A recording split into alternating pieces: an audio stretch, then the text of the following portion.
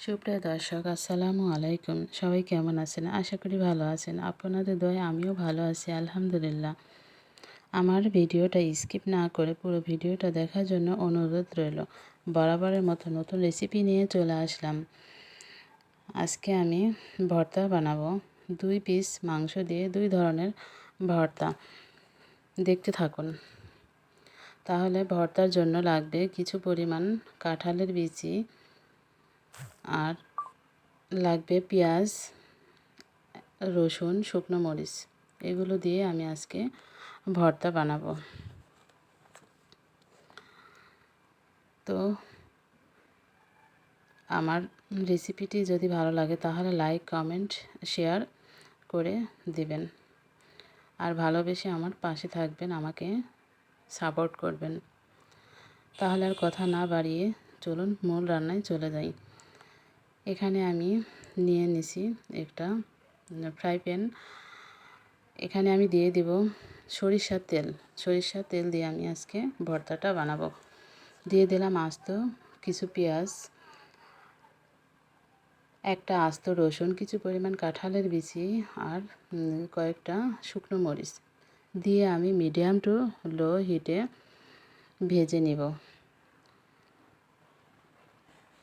যেন ভালোভাবে সিদ্ধ হয়।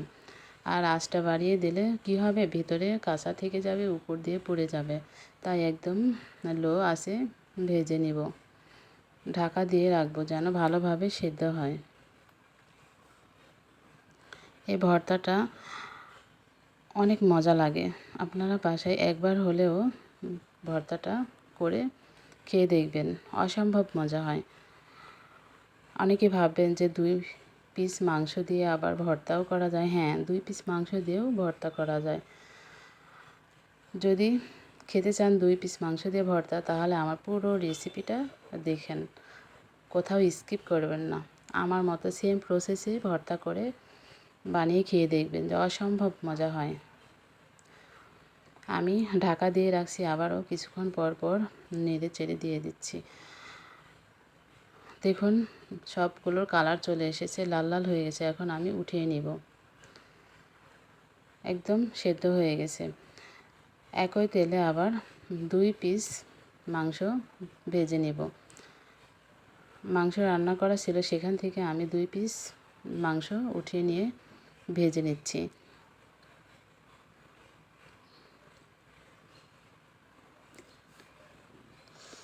মাংসটা একদম ভালোভাবে ভেজে নেব, কালো করে।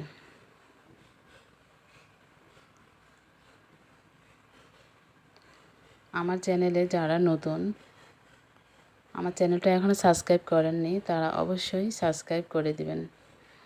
আর যদি সাবস্ক্রাইব করেন তাহলে বেল বাটন আর অলে প্রেস করে রাখবেন, যেন আমি নতুন কোনো ভিডিও আপলোড করার সাথে সাথে আপনারা নোটিফিকেশন পেয়ে যান।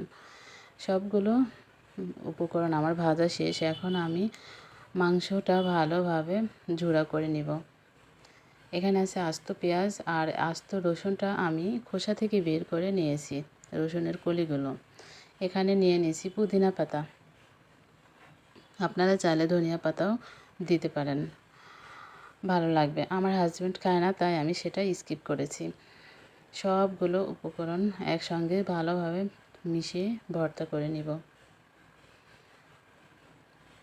আর কাঁঠালের বিচিগুলো আমি আলাদা করে পাটায় শুকনো মরিচ আর স্বাদ মতো লবণ দিয়ে অফ ক্যামেরায় বেটে নিয়েছি।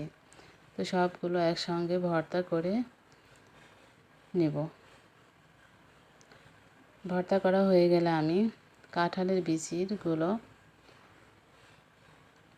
এখানে মিশিয়ে দিব। এখানে ভর্তা করে মাংসের ঝোড়ার একটা ভর্তা হয়ে যাবে। এখান থেকে কিছু পরিমাণ ভর্তা আমি আলাদা করে নিয়েছি। এখন আমি বেটে রাখা কাঁঠালের বিচিগুলো মিশিয়ে নেব। তাহলে একটা হয়ে গেল কাঁঠালের বিচি ভর্তা, আর একটা হয়ে গেল মাংসের ঝোড়া ভর্তা। দেখলেন তো কিভাবে করে ফেললাম? মাত্র 2 পিস মাংস দিয়ে 2 ধরনের ভর্তা। আপনারা করে খেয়ে আমাকে অবশ্যই কমেন্ট করে জানাবেন যে কী যে মজা হয় এই ভর্তাটা।